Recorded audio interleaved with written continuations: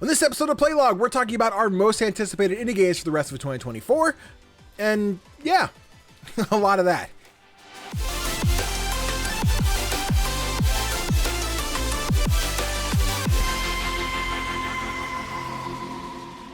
Hey guys, welcome back to Playlog Podcast, the podcast where we talk all things indie gaming. But of course, I couldn't talk about indie games alone because that's boring as, I can't swear that early in a YouTube video, as boring as heck. So alongside me, I've got my partner in crime, the Play Nice Kid themselves, Tofr. What's poppin', homie? How you doing? I'm doing great. I'm having a heckin' good time. A heckin' good time, baby. Yeah. Are we 30 seconds in yet? We might be able to say fuck. You might be okay. All the kids out there are just like, Mom, check out this podcast. I just dropped the an F word and they're just like, you're done. Timmy, done. We're not listening to that anymore. Oh, man. But thank you guys again for joining us for another episode of Playlog. This, if I recall, this is episode 10. Oh my God, we made 10 of these damn things. Amazing, right? How did we make it this far? Holy shit, that's crazy. A quick reminder before we get started, if you haven't seen yet, I did post my review of Venture to the Vile this week over on youtube.com/CGDannyB. See what I thought about this gorgeous 2.5D Metroidvania right now over on YouTube. Also, if you like some cool t-shirts, hats, and onesies, etc., all that fun stuff, now is a great time to jump over to shop.spreadshirt.com/CGDannyB to grab your very own CGDannyB merch, because we now have the Playlog podcast shirt. I haven't bought one myself yet, so I didn't have to show it off, but it's there. You can buy it. You get it on a hat, you can get it on a bag, you can get it on, I think there's like stuffed animals that have mini versions of the merch on them, so you can get like a stuffed dog with a Playlog shirt. They're saying it can be cool. Yeah, they got, Spreadshirt got the stuff.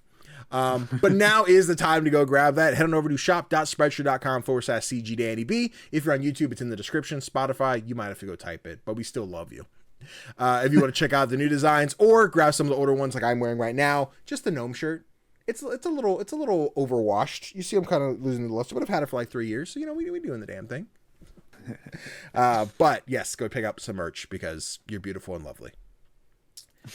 Anywho, now before we get started, how about we break the ice with another question? Don't forget, you can write into the show using the Google form in the description. Ask us questions about gaming, content creation, life, etc., and we'll read them right here on the show. Just like our faithful viewer Daphne, who apparently tried to call me out for not responding to my messages when I missed one comment on last week's episode. Boo-hoo, Daphne. Cry about it, why don't you? Daphne writes in and asks, "Hi, me again. Sorry if Sorry if this has been talked about. Oh, God, I can't read good.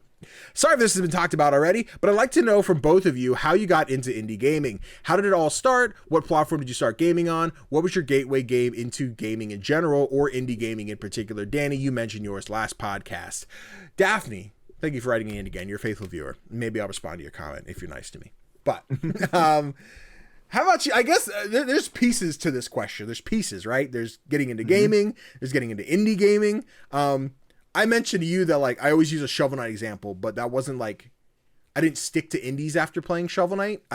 There must have been another one where I stuck around with it. So I'll let you go first while I contemplate my life. Well, how I got into gaming, that was a very, very long time ago, like last century. And basically I got a Sega Master System for my birthday. Yeah. Which was like the first Sega console, the 8-bit one. And I started playing that. I didn't get into too many games because they were hard and I was bad at them. But then I started playing soccer games because I used to play soccer myself. And then I basically played soccer games for about 20 years. Jesus. And like once in a while I play, like for example on the PlayStation I played the first Metal Gear Solid, which was life-changing. When I got older I played the Batman Arkham games. Nice, good games. Which were but it wasn't until I started playing Stardew Valley that I finally got into indie games. And how did that happen? I bought myself a gaming laptop. And a gaming laptop is really cool the first year that you have it. Yeah. Okay. And then it stops running games. So I said, maybe I should try indie games that won't be that hard on my hardware. Yeah. And I started playing Stardew Valley, put a couple of 100 hours into that, and that was my gateway drug. Good to know. I'm always in a spot where I kind of want a gaming laptop, but not to game on. I just want to be able to, like, I'm tired of sitting at my desk. Let me go edit a video in the kitchen or something. Let me sit somewhere else. But, like, I'd want a gaming laptop to edit, not to play games. I got a Steam Deck for that. But, no, that's sick, right? Because I think back to when I was a kid, I had the Game Boy Color. I was always, like, a generation behind, though. I was like, I got the Game Boy Color while the Game Boy Advance was coming out. And then once the Game Boy Advance SP came out, that's when I was kind of on par with everything. I was like, Mom, can we get this on day one? I want the DS. I want the. But I remember for like home console games, with being behind a generation, one of my mom's coworkers had the PlayStation 2. And he's like, well, all my games still work in this. So, like, do your kids want my PlayStation 1 with, like, and he gave us, like, 5 games to be safe, to be nice. He gave us, actually, it's probably more because he gave us the Spyro trilogy. He gave us the Crash trilogy. And he gave us a couple other things. And then with that, we went to GameStop, picked up some of the most, like, THQ type games to exist. We got, like, the Rugrats games, the Dragon's Tail hide and seek and stuff like that. There was some, I think it was called Pixel the Cat or something like that. Not Pix the Cat. Different game. But it was like some 3D platformer. And like that's we were like, console gaming? This is where it's at. But until PS3, we were very much the like THQ movie to game family. We had the Wallies, we had the Ratatouilles, we had all that shit. And then we're like, let's play real games actually. Let's do that. I guess as far as indies, I always talk about Shovel Knight being like, this was my first indie game. But I don't think I played Shovel Knight and then said, I'm going to play more indies from here. Like, that's what I'm going to stick with. And I try and sit and think, like, what I'd play on, like, PlayStation. Like, PlayStation 4, PlayStation Plus, that, like, I was like, let me check these smaller titles. I think of The Road Not Taken, which was this, like, top-down puzzle game where you had to, like, the city or the village was, like, covered in snow, but you had to go find lost children and take them back to the village. And it's, like, pushing logs out of the way and stuff. And I remember really getting into that. I like fell in love with that. Never finished it. It didn't have a platinum, so I'm like, I don't have to finish this anymore. This is stupid. But I remember that being like let me make sure I'm checking PlayStation Plus every month to get the smaller titles. So I guess if I really think about it, Road Not Taken was probably my gateway to like playing more. I won't take the gateway away from Shovel Knight. It was not my gateway, but I think it was the one that made me play more indies than I had been before. And then content was a fairly recent thing where I'm like, you know what? Fuck the big games. Let's talk about the indies that don't get the spotlight. So it's a pattern. It's a path. Mm-hmm. Daphne, ask anything else? How did it all start? I think we covered it. Cool. I think we covered it. Bad. There you go, Daphne. Now, comment again. I'll ignore it again. You got her. Wow. Rude. But yes. Don't forget, you can be like Daphne and leave comments on the YouTube videos as well as ask us questions using the form in the description. Now, typically, this is where we go into indie news. We talk about some stuff. Not so much indie news this week. A lot of dates, a lot of like, here's my review on insert game here. Nothing like discussion here, you know? We'll get to reviewing games later. So, no indie news this week. So, we could skip that. I put a timestamp for it. I'm going to put a timestamp for indie news and then put another timestamp for topic of the show, just so you can see the 20 seconds. But we are halfway through 2024. Sort of kind of, we're at the end of May, but we're getting into June by the time this is getting ready to drop. And there's still a bunch of games to come out, a bunch of indies to come out yet this year. So Tofr and I each built a list of 10. 5 each that we're going to put together. Then we'll do some honorable mentions of what indie games we're still looking forward to for the rest of the year. And Tofr, I've been talking a lot, so I want you to start and tell me what games you're excited for the rest of 2024. I just want to preface this by saying that the games that I picked were all like, I checked Steam and they had to have at least like 2024 as a release window. Yes. Yeah. So there's no Silk Song here. There's because otherwise that would have been the number one on the list. Yeah. It still has nothing. We still don't know. So I'm still dreaming. Instead, my first pick is Times and Galaxy. Yeah, baby. Times and Galaxy is an interplanetary adventure where you are the Times and Galaxy's first robot reporter. As an intern, it's your job to explore scenes, interview witnesses, and get the scoop. the way you handle your contacts, your readers, everything will be dependent on how you write your story, and everything will have an impact. I played a demo for this during, I think, the last Next Fest. Sounds about right. I think I played the same one, yeah. Yeah, and it's just so much fun. Like, there's so much freedom to what you can do. You can interview people, but then you can choose to, like, if they ask to be kept anonymous, you can actually choose to do that, or to tell just them to name fuck off. them. Yeah. And I really like this. There's a lot hinging on how you decide to write your article. Yeah, I remember checking out the demo, and I don't know any of these news terminologies. Like, if you're watching the YouTube version, they have, like, you pick the title, the lead, the nut graph. I don't know what a nut graph is. If I have any journalists in the chat, tell me what a nut graph is, because I think I made that joke during the demo. But no, it's just like a cast of colorful characters. You'll interview people. They'll tell you what information, that you'll talk to one of the police officers. They'll tell you the same thing with different info. You're like, which one's legit? What's like the actual story here? And then in your article, you kind of pick and choose like how you want to depict the story to your audience, and then how you build it, like scores how good of an article you have, and then increase in like your newsroom hierarchy type deal. Nah, this is a cool one. I'm excited for this one too. Yeah, and it's another game by Fellow Traveler, the publisher. Of course it is. That has brought you Citizen Sleeper and 1,000 X Resist and other games I will not shut up about. I'm ready to make Fellow Traveler like the new Mappa. Anyone who's just like, Mappa, take a nap. You're working on some new anime every freaking day. And I'm like, they won't do it. Fellow Traveler's like, we're publishing another one. Be quiet. No sleep over here. Yeah, no, Times of Gods looks dope. I'm very excited for that one. I think that's this month, June 24 or something. Late June. So let me check. I should know this. I'm working on my my upcoming June indie games video, and I know I wrote it down. June 21st. June 21st. Hell yeah, hell yeah. Guys, you can pick that one up. I think it's Steam, PlayStation, maybe Switch. I'm not sure about Switch. Okay. Definitely PlayStation. That's the trail I was playing there. Yeah. Yeah. But, yeah, dude. It's going to be a good one. I'm excited. Yeah. What's your first pick?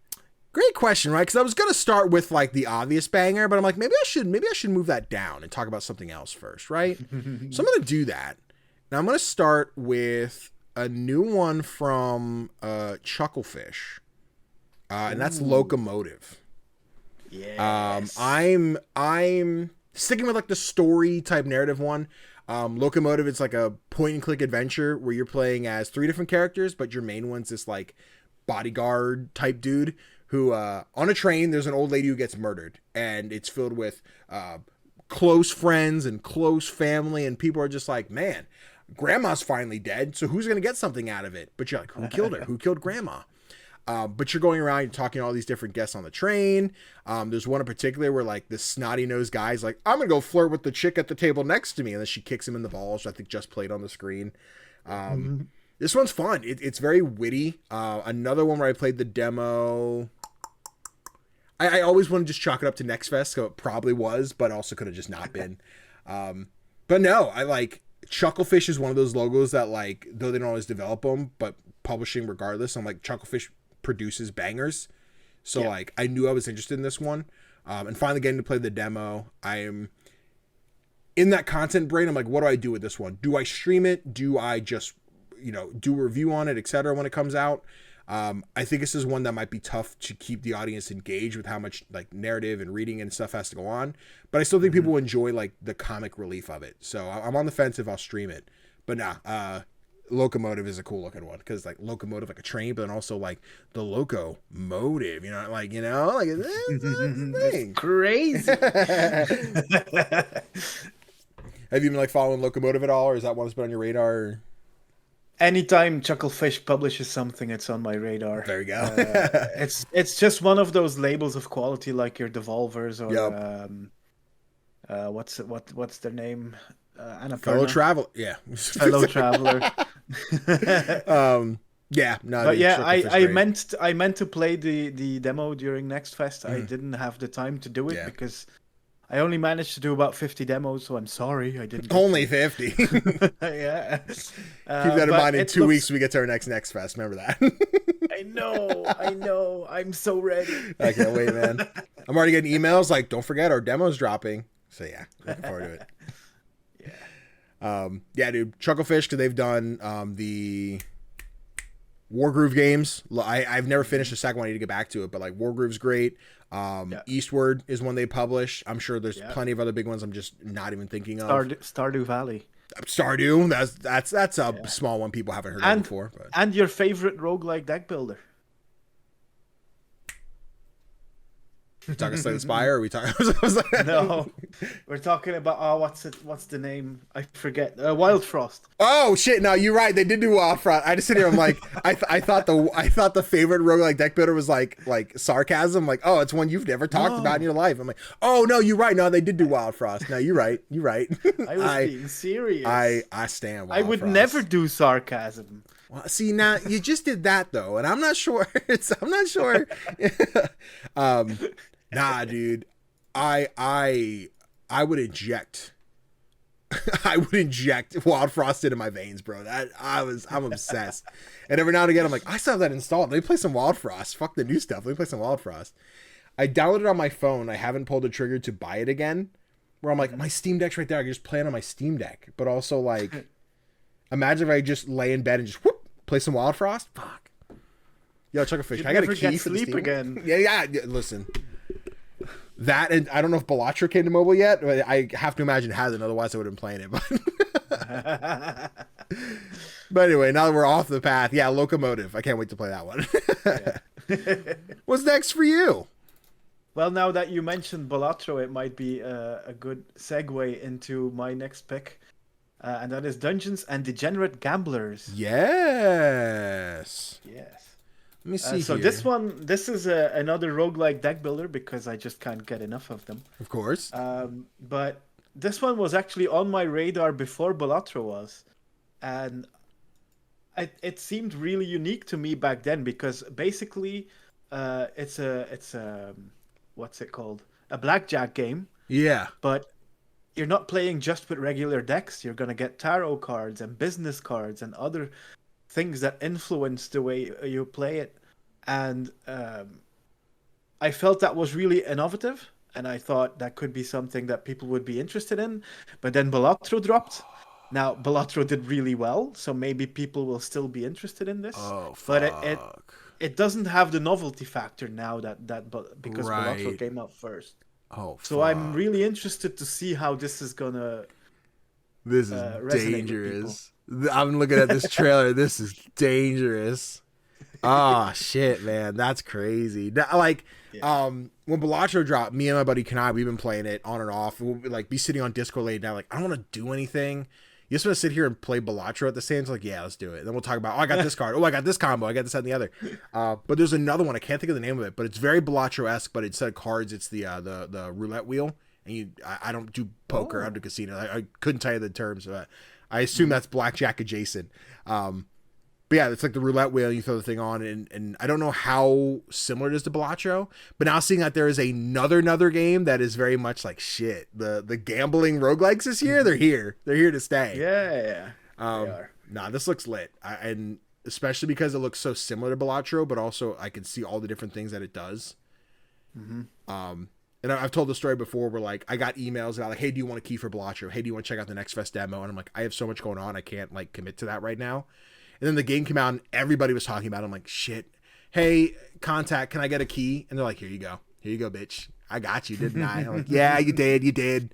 And then, yeah, Balatro is still sitting at, like, the near top of my Game of the Year list right now. It's a banger. Same. Please play Balatro and please play Dungeons and Degenerates Gamblers because this looks like it's going to be just as fun.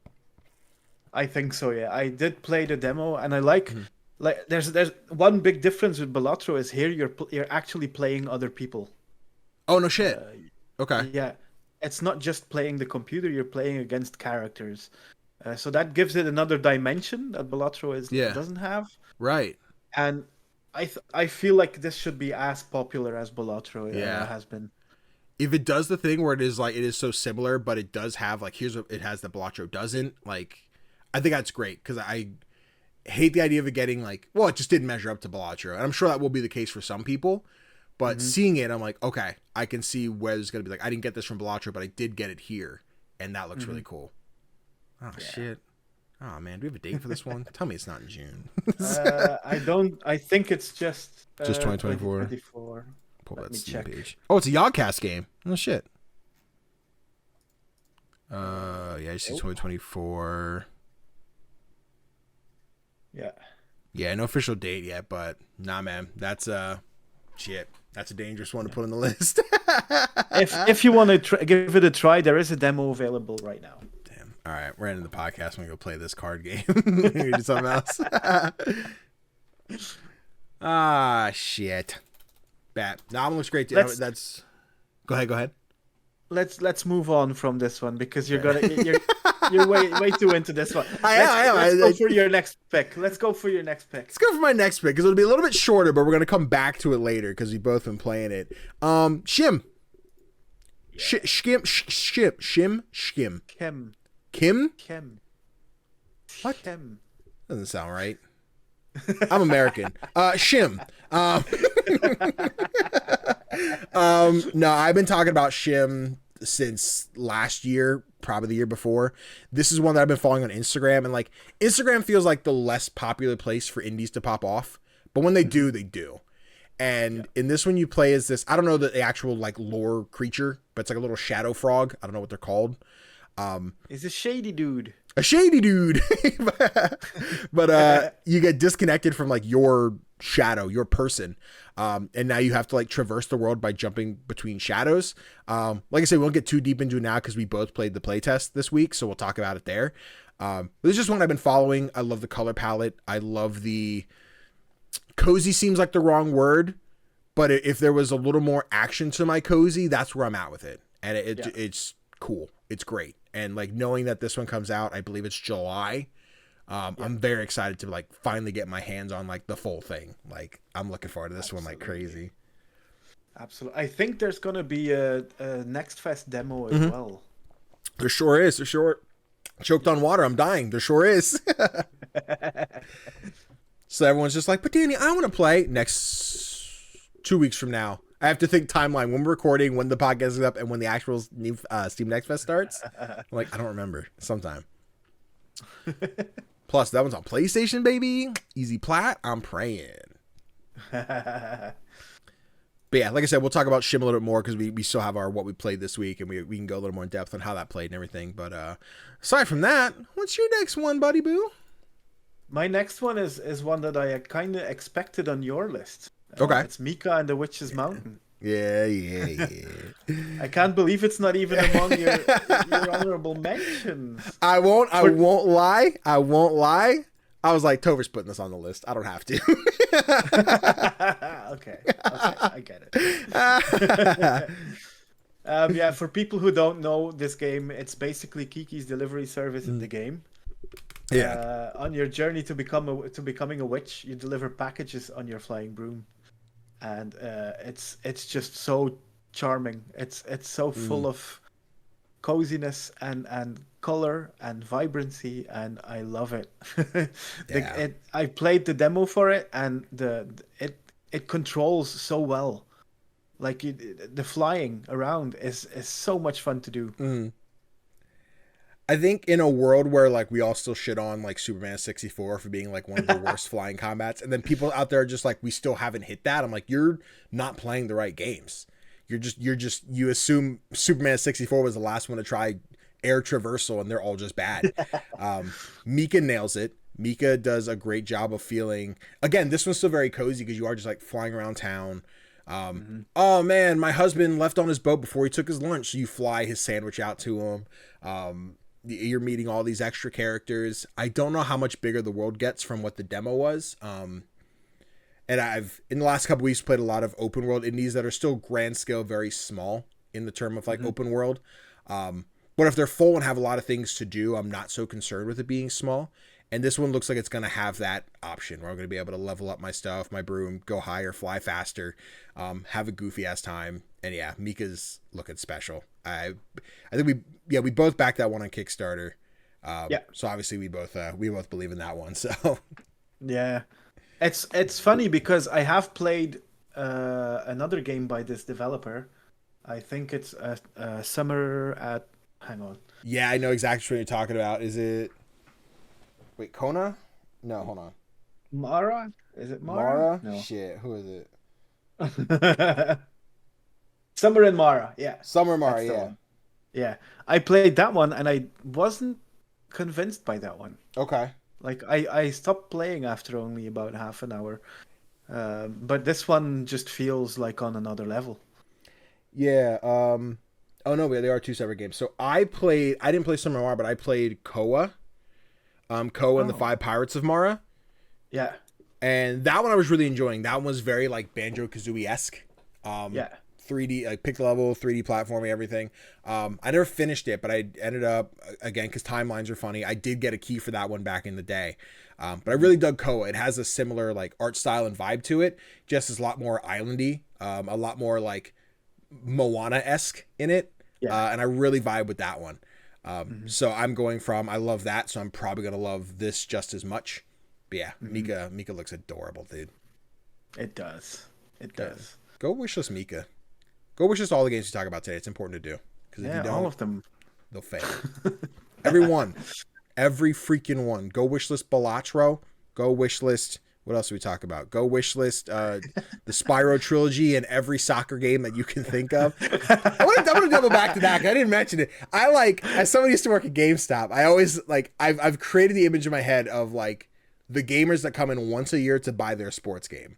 And they're like, my new Madden's out, got to pick it up. My new FIFA's here. And you were never the FIFA kid in my head. Like, you weren't the like, yo, my FIFA boy's here. See you in 365 days, baby. But now you are. Yeah. So now, and I could just see the tugging on mom's sleeve, like, Mom, can we get the Ultimate Team Pack 2 while we're at it? Like, can we? Oh no, back in my day, there were no Ultimate Teams. There was the Master League and Pro Evolution Soccer. Oh God, that came back, didn't it? Pro Evolution Soccer, or did it die again? I think it died. Damn, it went free to play, and it went really bad. It did. Shit. Now listen, they can't all be Fortnite. You know what I mean? Nope. Ah, shit. But what's your next pick? My next one. Here's where I hate what I did in jumping around, because I'm like, I talked about this one. I talked about this one. So I'm like, okay, this was next. Bow and the Path of a Teal Lotus. Shit. When I say I've been following Schim on Instagram, I've been following Bow on Twitter. And this is so damn beautiful. I believe Metroidvania, definitely 2D platformer. But you're playing as this like Okami-esque fox, red panda. I don't know the creature. It's a cute little thing. But just the art style, because today, as of recording, Nine Souls is coming out. But this has a very similar vibe to that without the Dark Souls elements to it. So like Nine Souls meets whatever the fuck else I was saying, the pretty 2D Metroidvania type deal. But this looks great. It looks absolutely stunning. Okami, that's what I was trying to say. Okami. Nine Souls meets Okami. Yeah. Shit. I couldn't tell you much about it in terms of like what the lore is, what's going on with the characters, like, oh, what happened? This is the thing. But just watching these cutscenes, these animations, seeing the key art, it's flabbergasting. I want it really bad. And it's a Humble Games joint, so. Oh, nice. We stand humble. I get it. Like, the visuals are stunning. I get why you mentioned Nine Souls. It's really reminiscent of that. Yeah. Especially with the use of color as well. Yup. I think it's definitely a lighting thing. Like, I see, like, some of the light breaking through the trees, and it has a similar, like, Gaussian blur kind of thing to it. And like the stylized, the outlines, everything. Like, yeah, I see Nine Souls. And again, that came out today, so maybe it's just like fresh in my mind. That's why I'm making the comparison. But no, I was thinking it before you said it, so it's not just you. There we go. Boom. Great minds. Great minds. Indie minds, baby. Yeah. Like, comment, subscribe, bitches. Let's go. But yeah, like I said, it's one that I've been following. I couldn't sit here and have an educated conversation about the lore and everything going on, but I'm like, this game purdy. This game fucking purdy, dog. I tell you what. It sure is. And it's coming out in July. It is coming out in July. It's coming out in July. Nice. I think, wait a second. Hold on. Schim? They're not the same day, are they? Hold on. Yeah, July 18th. Son of a bitch. Stop releasing games on the same day. Okay. So here's what I'm saying, devs. We're taking away from the list for a second. Devs, whoever gets me a key first, I'll prioritize you. So I'm just saying, whoever's getting a review or a Twitch stream or whatever's going on, I'm just saying, Bo or Schim, the race is on. So what are we doing here? You know what to do, developers. You know what to do, devs. That's right. Appease the small indie man on YouTube. Drop everything to make me happy. Anyway, toxicity aside, what's next for you? Because I see both that are left on the list. I'm like, ooh, which one are you going to talk about first? I'm gonna go with Skate Story first. Okay. Since you mentioned toxicity, there's nothing more toxic than the underworld, right? I thought you were gonna say there's nothing more toxic than skateboarding. Oh wow! I didn't know where you were going with it. I was like, okay, listen, leash is off. Do your thing. I was going for the underworld. It's good to know. It's good to know where you stand. Yeah. Skateboarding. Anyway, Skate Story. Anyway, yeah. In Skate Story, you are a skater made out of glass and pain, which is it's really dark, really goth. Yeah. You have to skate through the underworld to fulfill your deal with the devil, and that is to skate to the moon and swallow it. If you do that, then you will be set free. Mostly, I'm into this game because if you're watching the YouTube version, you can see the visuals. It looks absolutely stunning. Mm-hmm. It's also an interesting story, and I'm really interested to see how it plays out. If you're just if there's going to be other gameplay elements than just the skating, or if it's really just about cruising around, doing tricks, and crashing a lot again and again. Yeah. It looks fantastic, and I'm really interested to see as well that what the extra time has done for the developer. Yeah. Because it was set to come out last year, and then it was part of Devolver's delayed showcase.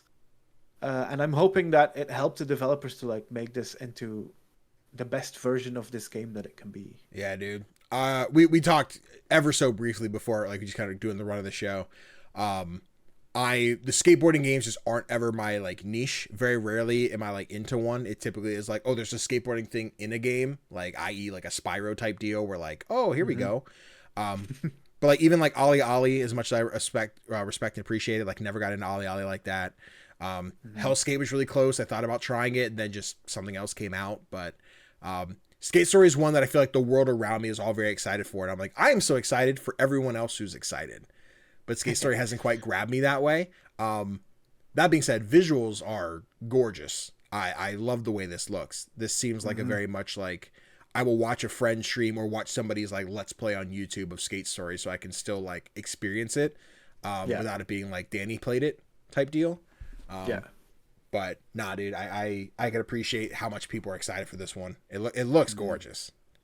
It does, and I wish there had been a demo already because I'm just so eager to get my hands on this one. So I'm really looking forward to the Devolver showcase and is it next week? Yeah. Next, we have to remember we're the 29th as recording, the 30th for them. So yeah, technically next week the 7th is the Devolver. Yeah. We're gonna see more of this during that showcase. Hell yeah. I think that you said they said what's sports story. That's a different game. Skate Story, Plucky Squire, and Angerfoot. Yeah. Do we know if it's just those games, or is we're talking about these and more? The article I read mentioned that it's gonna involve these 3 games. Okay. Yeah, that's all I can say. Got it. Yeah, dude. Nah, Skate Story looks dope. I forget, is that a solo dev one or? I think so, yeah. Okay. Sam Eng, I think. Yes, Sam Eng, yep. Called. Yeah, I just let the trailer play here, yep. Go Sam. Sam, you're a beautiful individual. I don't know you like that. You don't know me like that. You're probably just like, ew, don't talk to me. You're disgusting. I get it. Don't worry about it. I get a key for Tofr, Devolver? What are we doing? Devolver be ducking me, man. Devolver be ducking me. They won't give me a key. For now. We're working at it. Playlog's going to pop off when you guys will go buy your Playlog shirts over on shop.spreadshirt.com/CGDannyB. Then Devolver's like, wait, what's this Playlog thing? What's this shirt everyone's wearing? We got to figure this out. That was smooth as fuck though. All I'm saying is, look, if anything out of Devolver, if I get anything out of Devolver in my life, no keys, whatever, with how chaotic their directs can be, if they're just like, we want Tofr and Danny in a chaotic direct of whatever's going on, whether we're scientists in the background or we're gelatinous creatures in a wall that's just like, I'll take it. I'll take it. Fly us out. Let's do it. And I'll be like, that's it. That's cool. I don't need a key anymore. I'll buy the rest of the games, but I was in a Devolver Direct. So. Oh, man. Right. But rambling aside, yeah, this one I'm going to save the top one for last. We're going to talk about this other one. Is that timeline right? Yeah, okay. I did both. Yeah, okay, cool. Dustborn. Dustborn. I am insanely excited for this one. It was a very, like, out of nowhere, like, reveal for me. I remember being really into the art style. I think it was at an Xbox showcase, I recall, but it's on everything except Switch. Get fucked, Nintendo. But it is like Life is Strange meets Guitar Hero meets something else. I don't know, but it's got that third-person exploration game where you're kind of walking around, exploring, talking to people in town. Maybe God of War-esque is what I think I reference with like the third-person combat. Okay. And then you are playing this undercover like spy group who is like pretending to be a band, but you are a band. You can play music. So there's rhythm levels. You're like, oh no, we just want to get in to play our show tonight. Like, prove it. Play us a song. And then you play the Guitar Hero like levels. But it's a vibe. It's gorgeous. I got to play the demo at PAX. I got in for like media hour the first day. Where I got to play Animal Well, I got to play Kamikaze, Last Plains, and then I ended media hour with Dustborn. And I'm like, shit, this was a banger. Dustborn's sick. In my head, I'm seeing Game Pass, and I don't know if that's correct, so someone might want to fact check me on that one. But yeah, I think it's PlayStation, Xbox, Steam, and that's all August, I think this one drops. August, cool yeah. Vibe. Cool. August 20th. Hell yeah. Just a vibe. Just a vibe I think I'm really going to dig. I wasn't on top of the world with the combat. It was a little sluggish.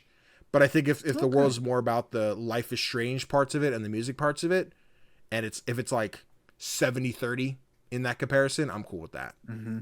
Yeah, there it is, August 20. Yeah. I don't know if that one speaks to you at all. You're just like, ew, Danny, no.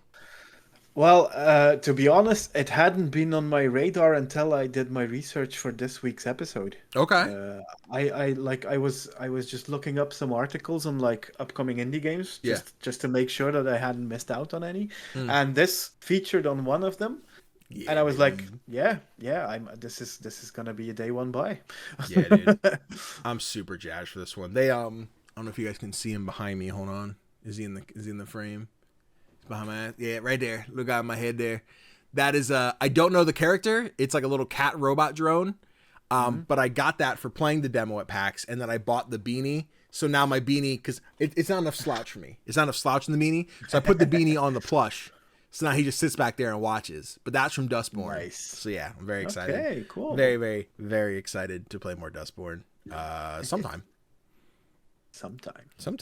August 20th is sometime.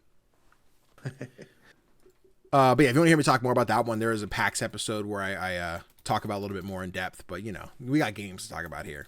Like, speaking of games, Tofr, what other game you got to talk about in our most anticipated? It's another one that I played a demo for. I think during Next Fest as well. It's all getting a bit hazy with all of the demos I'm playing. We'll just assume they're Next Fest all the time. And then when they're not, we're like, shut up, who asked you?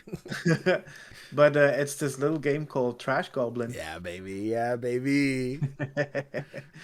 This is a game that's just so relaxing and satisfying. You basically you are a shopkeep in like an antique store. You discover trinkets, you clean them up, you upcycle them, and you sell them to interested customers. And these customers are just these really friendly, enthusiastic creatures. And the game is just such a vibe. It fits in like the mold of like what's it called? Words are hard today. Words are hard today. Yeah. like the shopkeep simulator. sims. Yeah, but I was thinking of the like Power Wash Sim. Power Wash. That's the one. I got you. There we go. 3 brains. It's got that same. It's got that same satisfying game loop. And it's a vibe. Yeah, dude. I'd also check out the demo. I think mine was outside of Next Fest, so like that way we don't blame it on Steam Next Fest. But actually, if I recall, I think my buddies over at Streamcast, they had streamed the demo. I'm like, shit, I know this was out, so I got it and downloaded it, and it's so much fun. I think it's what kind of reignited my like burn to talk about spectrobes all the time. Yeah, you get random junk, and then you have like the tools to break it open, and then once you break all the crust around it, you get the item. Then you want to clean it, store it, and then people come to the shop like, I'm looking for this. I recall, I think last week maybe or the week before, we talked about a little bit where I mentioned there's like a big golem dude who's like, I need a bedpan, no questions asked. And then you give it to him, and he wants it for like a soup bowl or something like that. You're like, oh, okay, you should probably watch that again just to be safe. But it's charming. I don't know if it gets more difficult, if it will just be this continued, like, open the thing, wash the thing, sell the thing. And if that's it for however many hours, awesome. That's great. It's just fun. It's I say cozy a lot. It doesn't need to be anything more than that. Yeah. If there's like an underlying narrative, it'd be cool. You know, maybe like a coffee talk, like, oh, something happened. Like, oh, these characters are doing a thing. What's going on? Yeah. But, again, if it's just the mining, cleaning part, I'm cool with that, too. I like a little story would be good. I'm feeling like it could be similar to what's it called? Oh my god, I can't remember games today. Tavern Talk. Sticky Business. Sticky business. I knew that's what I said. Yeah. that also had like a tiny amount of story that really added to gameplay. Right. But it wasn't necessary to enjoy the game. Yeah. So dude. I feel like this might have the same kind of vibe. I'm also hoping that we're gonna get it this year. Like, right. And the Kickstarter updates, they mentioned that early access should be this year. Ooh, okay. Oh, I didn't know we were getting like an early access for this one. Okay. Yeah. Trash Goblin. Double check. Live stream. That was May 28th. Okay. I was going to double check because sometimes they don't update the page. They leave the date, but then they put a date in like the news. I'm always just like, shit, no date. Psych, it's right here. But yeah, dude. No, yeah, Trash Goblin looks awesome. It looks awesome. Plays awesome. We both played the demo. The demo's still out there if you guys want to be like, that does seem cute. I don't know if I want to buy it right away. Steam demo's there for a reason. Go try it. Yeah, you're gonna love it. Oh man, go Trash Goblin. But now you can finally give it to us. If I can finally give us what we want, guys. It's no secret. We all know it's Elden Ring, whatever the fucking Erd Tree. I can't wait to play this shit. It's not. It's nah, man. It's Plucky Squire, dude. I'm sure he's on the thumbnail. I'm sure Jot's chilling on the thumbnail. Another Devolver Jaunt that I'm waiting for the trailer to play so I can switch to the screen and not be all fuzzy and broken. But here we are. This is one of those indies that right now I feel like everybody knows about. Not everybody. A lot of gamers know about. I have my friends who don't play indies like I do, who are aware of the Plucky Squire, who are excited for the Plucky Squire. And they'll come to me and be like, did we get a date yet? I'm like, no, we have not. They're like, what are we going to get info? I'm like, I don't know. Ask Devolver. They don't talk to me. Remember? They didn't put me in their direct. It's the combination of 2D and 3D gameplay. You start in a storybook, and as Jot, you get like kicked out of your story because Humphelgrump, I think is his name. The villain's just like, I don't like being the villain. I want to be the hero. So he kicks you out. And now your journey is to get back into your storybook and like rewrite the story to how it's supposed to be.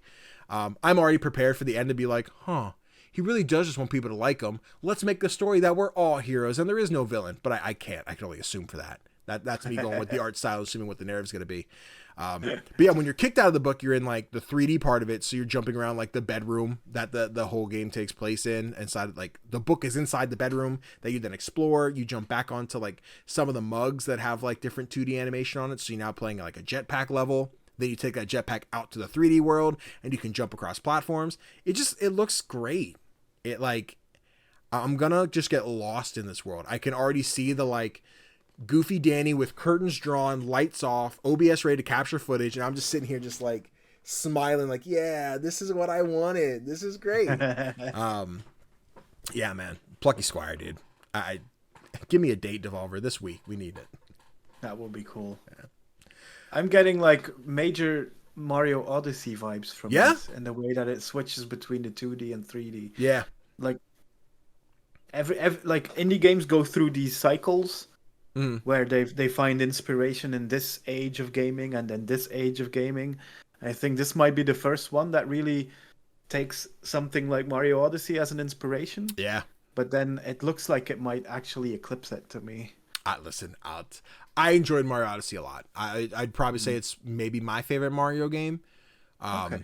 But even that, I'm like, I still have like a lowish bar for what I enjoy in a Mario game. They're very samey at this point, even though they are different. I want anyone to be like, what do you mean they're all the same? Fuck you, guy. Just relax. Mario's Mario. Calm down.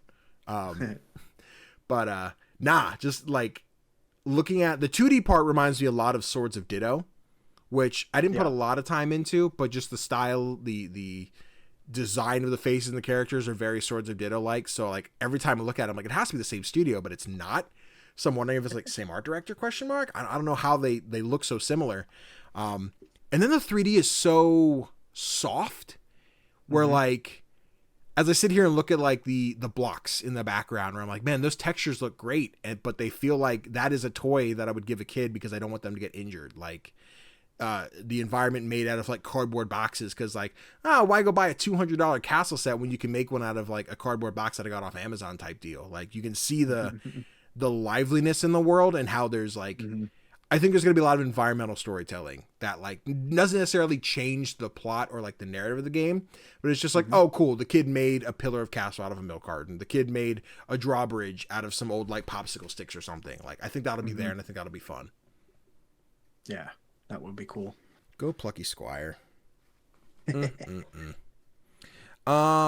Let's see here though, but those are our 10 most anticipated games for the rest of 2024. I think I'm calling it the best of the rest, which saying out loud sounds bad, where it's just like, it's just what's left. This was kind of the best, but I just think most anticipated for the rest of the year is hard to, SEO's a tough bitch, man. SEO's a tough bitch to deal with. But aside from that, we did both build a list of 10 just in case we had some crossover. So do you just want to run through like your honorable mentions real quick? We don't have to go too deep into them, but we can at least mention like what's going on there. My honorable mentions start with Schim, which you mentioned already. Schim. Then I already. Then I have Spirit Swap, Lo-Fi Beats to Match 3-2, which is the most queer-looking Match 3 game I've ever seen. Yeah, dude. I also have Dungeons of Hinterberg on my list, which we talked about last week. So if you want to know our thoughts about that, just go back and listen. Yeah, go do that. If you haven't already. It's a good plug. It's a good plug. If you listen already, go listen again. Yeah. Like, give us those dreams. Exactly. Then I also have Mythwrecked Ambrosia Island, which is a pretty unique game in that you are shipwrecked on a lost mythical island where you meet the forgotten gods of Greek mythology. And you have to build friendships, solve a mystery, and save the gods. Save the gods. Yes. I say, do we have a date for that one yet? That's one I feel like I've been following for so long. And I don't think so. Okay, I'm seeing Q3 2024. Yeah. So hopefully soonish. Yeah. And my last pick was Tavern Talk, which is basically Coffee Talk, but make it D&D. Yeah, baby. Yeah, dude. Tavern Talk I'm excited for. As someone who loves Coffee Talk, and I'm in my like one of my D&D like grooves where I'm like, I'm playing D&D each week. Let's go, baby. Even though we just got the message from a DM, we might not be playing this week, so fuck you, Connor. Like, bitch. Just be at my disposal. But I got to play a little bit of the demo during Ludonarracon for Tavern Talk. Really fun. I think it takes what's in Coffee Talk and kind of evolves it a bit, where rather than just taking the ingredients and popping them in, it's like a stamina thing or a stat thing.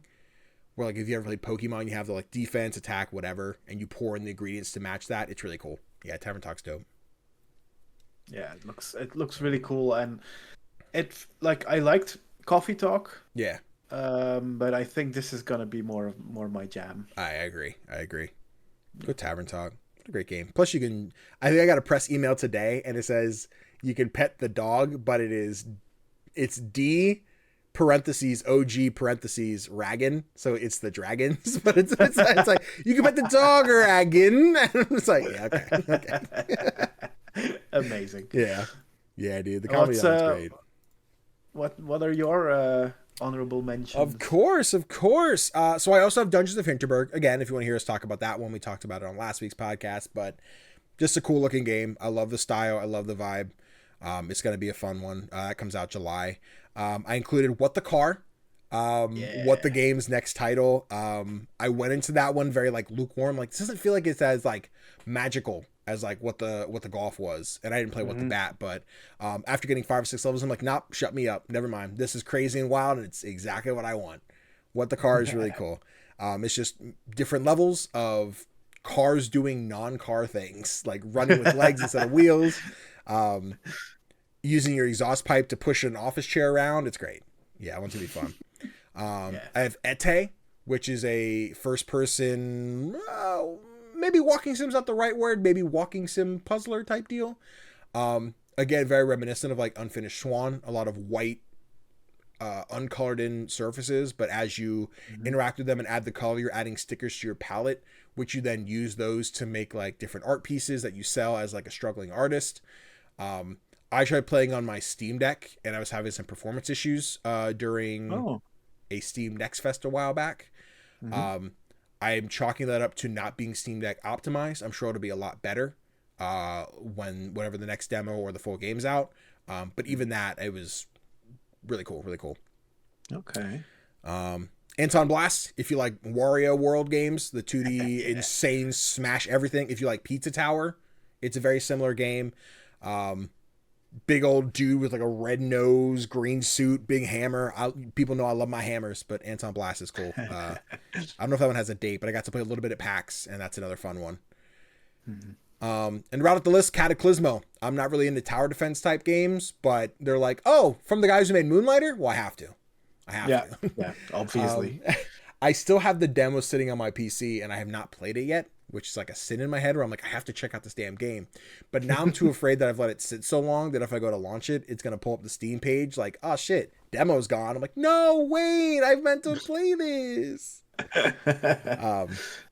But yeah, I guess I can't really explain like the narrative, but tower defense with big ass bugs. So yeah, if you don't like bugs, they're cute. It's fine. You can fight the bugs. Yeah. Yeah, those are my honorable mentions as well. But before we move on to the next thing, you know who else has games they're anticipated for? You guys. I don't think that sentence made sense. Maybe like an hour before the show went live when we sat down to record. I had put out a question over on Instagram, if you want to follow at CGDannyB on Instagram. And I asked, what games are you most looking forward to for the rest of the year? I have Dave Jackson, our buddy over at Tales from the Backlog, who wrote in Metaphor Refantasio. I don't know if you know anything about that one. Doesn't ring a bell. It's Atlas Jaunt. It's from the guys who make Persona. It's a very fantasy, like Fire Emblem meets Persona, but not Tokyo Mirage Sessions. A very different vibe. But also kind of maybe steampunk's a little too far, but kind of mechanical. Looks fun. I think it's gonna be one I get to someday. Probably not at launch. But it's not indie, so fuck you, Dave. Let me see. I have to keep opening because the preview on Instagram is so small. And let me know if static's coming through. My phone and my mic don't like each other, so I'm trying to keep it as far away as I can. I Am Myself writes in and says, Fallen Aces is seemingly not far from launching Chapter 1, so I'm hyped. Also, JKR. JKR is Just Keep Running, the game being developed by I Am Myself, if you want to check it out on Steam. I yell at this bitch all the time for self-promoting in my chat because he won't stop doing it. And sweetie, if you're listening to the podcast, leave a comment. If you didn't, everyone go unwishlist, Just Keep Running, because that's the bit. Cartoon Bird writes in twice and says, hold on, sorry, let me go to the first one first. He says, Love After EP, hold on, Bird wrote in the list. Love After EP, Way to the Woods, and Gecko Gods are what I'm most excited for. Gecko Gods. Which one's Way to the Woods? Is that the top-down 3D cat one? Can't remember. The Woods. With the woods, with the woods, with the woods. No, it's that deer one that still isn't out. It's That's right.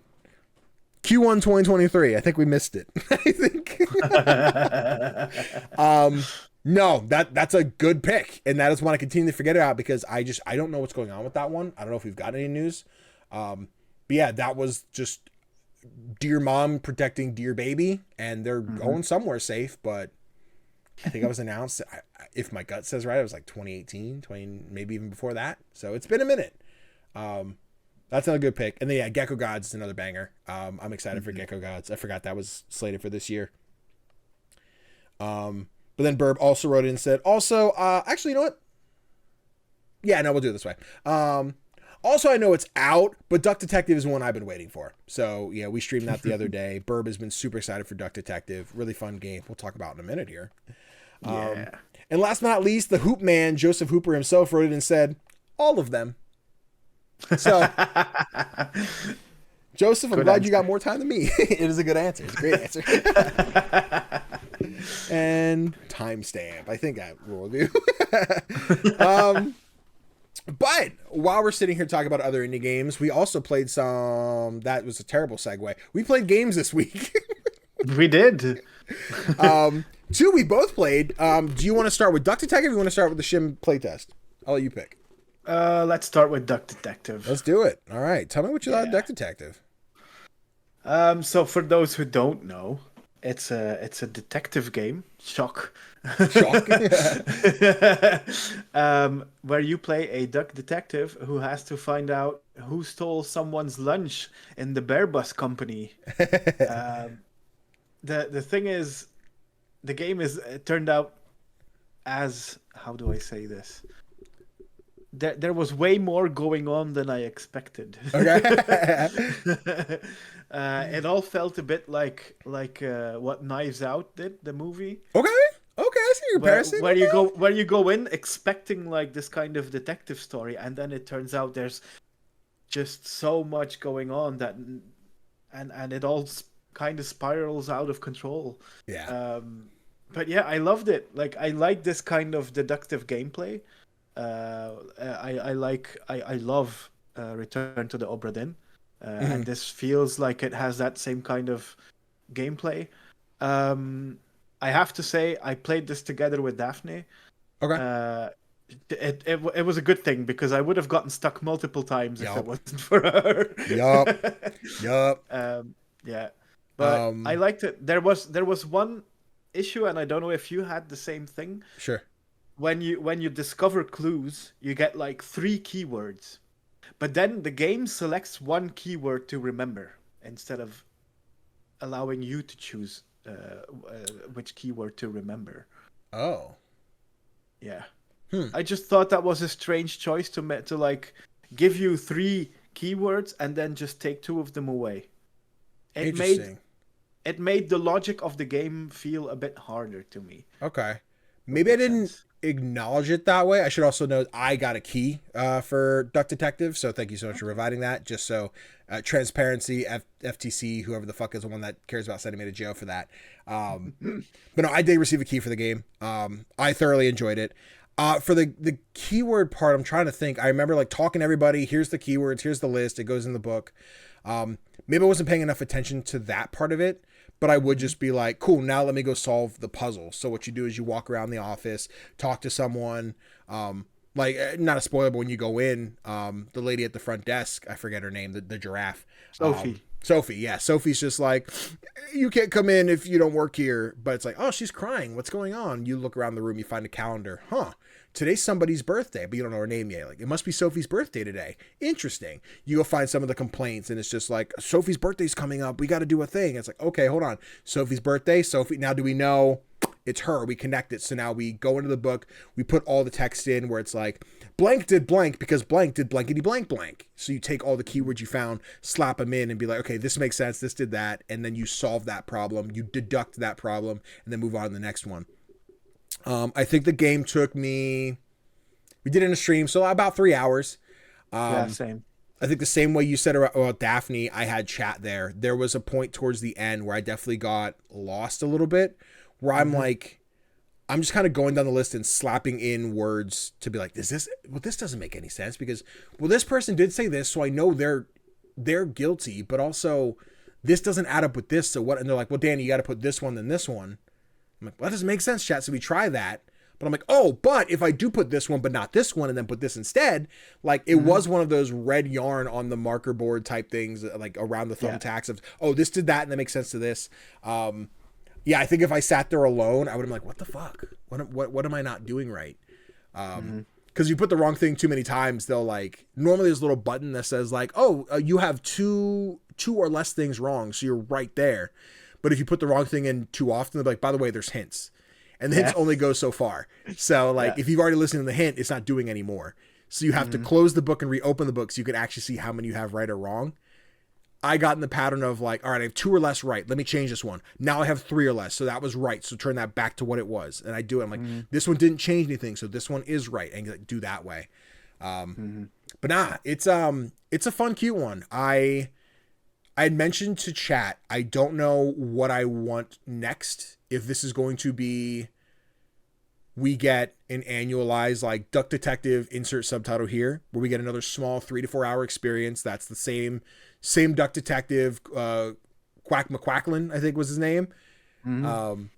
We get a story with him at a new company, doing a new thing, doing whatever. Or if it is, the next one is a longer experience with 5 separate like narrative bits, where like to the scale of this one, I have that plus 4 more all in different locations. I kind of like to sit on the side of the fence where I get a new Duck Detective game every year. That'd be really cool. That might, maybe every year is a little too much to expect. But yeah, even just regular Duck Detective insert subtitle new experience would be awesome, because it was a fun time. I think I'd be better at it next time around, being able to read shit. If you're watching the footage, I totally didn't think to put my camera anywhere better. So sometimes I'm blocking some of the like clues and stuff on the left side, but yeah, fuck me. But yeah, this is a really cool one. I'm super jazzed to see what's next for Happy Broccoli, I believe is the studio. Sorry if I butchered that. Yeah. It's a fun one. Can I just mention? Yeah, go for it. Can I mention the voice actors? Like all of them do great jobs. Yeah. But the actor who was cast as the Duck Detective, that was inspired casting. That was Daniel Craig and Knives Out levels of genius. I thought you were about to tell me it was Daniel Craig. I'm like, no, it wasn't. How'd they get Daniel Craig? I will say I still have the footage of my computer. I auditioned for all the male characters in this game. And I keep saying, unless they're super late in telling me, I didn't get the role. But no, it was fun. But like, even as I sat there thinking about like, how did I do this character? I gave the alligator a very nerdy, like, oh man, you're the Duck Detective. I'm so excited that you're here. Could you sign my book? And then hearing, I'm like, okay, I like mine better. But as someone who's not a voice actor, I can't complain that much. But no, I loved it that it was voice acted. I think as someone in my streams, I'm laughing at this clip here. There's a side note here. There's a note in the game where it looks like it's a bunch of Steam codes. I'm like, chat, I don't know. You might want to try it. And I'm like, never mind. There's one too many characters. It's not a Steam code. But we spent like 5 minutes going like, guys, Steam code? Who? Never mind. Sorry. I had the same thing happen. But what was I rambling about? About the voicing, about something. About the voice acting, About the voice acting. Life's a highway. I forget what I did. Anyway, yeah, the voice acting was cool. The only complaint I would have about the game is, like, you always get a note that you have to fill in, where you have to fill in the blanks. Yeah. And the final couple of notes were basically blank, blank, blank, period. Blank, blank, did blank, blank, blank, blank. Yep. And that was just... They could have given us a little... Yeah. No, they got a lot more challenging, and I think, like, I had pieced together, without spoiling the end, obviously, I had pieced together, like, here's what happened, here's who did what. But sometimes I'm like, this doesn't seem to add up, because this should be this, but the book is saying it's wrong. So, like, what did I not do? Did I use the wrong verb? Did I put the characters in the wrong order? Did I, like... Yeah. So that happened a lot through the end. I think if you like watch the VOD back, you'll see like, oh, I took a long time figuring this out. Why could I not solve it? Yeah, you see it now on the screen where it's like blank received the following present from her colleagues, and then so here you have to go around and find like who gave her this, who gave her this, who gave her this, and sometimes that's easy to solve. You just be like one character be like, I hope she liked the item I gave her, but like even in this one, it's like blank got stolen, and I won't spoil what it is, but I sat there for a long time going like, what the fuck got stolen? I don't understand. Yeah. But then I would go through the keywords. I'm like, you know what? Got it. It was one of those things where like it didn't need to be said, but the puzzle wanted it to be said. Yeah. And it's like, got it. Okay. I see. I overthought this. I'm like, did they steal this? Did they steal this? Oh, no, this makes sense. My bad. Move on. But no, I think that's part of like the puzzling of it. Like it is a puzzle game at its core. It's just really fun. It's really cool. I think I have to double check because I'm in that spot where I didn't write down the price for this one. So I forget how much it was. $9. That's not very much though. Yeah, it's not expensive at all. Yeah. $9 for a great afternoon in. I think if you're either streaming it or hanging out with friends and family and just like solving the puzzles together, I think it's a cool one. I would recommend some Duck Detective. Absolutely. Timestamp. Now let's talk about Schim here real quick because the only thing I hate is how short this playtest was. I wanted so much Absolutely. more. I was just like ready to keep going, and then they hit you with the like, would you like to play more during Steam Next Fest? I'm like, no, I want to play more now. Yeah. Like I said, we both included on our most anticipated yet. Schim is a top-down adventure game where, again, you're playing as this little shadow frog who, if you're watching the YouTube video, you can see here, the guy trips and drops a bunch of boxes and then runs for it. I'm not entirely sure what the narrative here is. I'm like, drug dealing? What happened? What's going on here? But he gets caught doing something, I guess, illegal. But you're like, I got to catch up to my shadow. I got to get back there. So you have to jump between shadows of people, buildings, cars, trash cans, bikes, etc., to like get across the map to try and chase after your guy.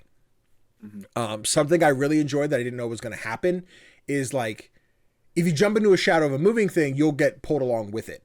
But if that shadow intersects with another shadow, it might drop you off.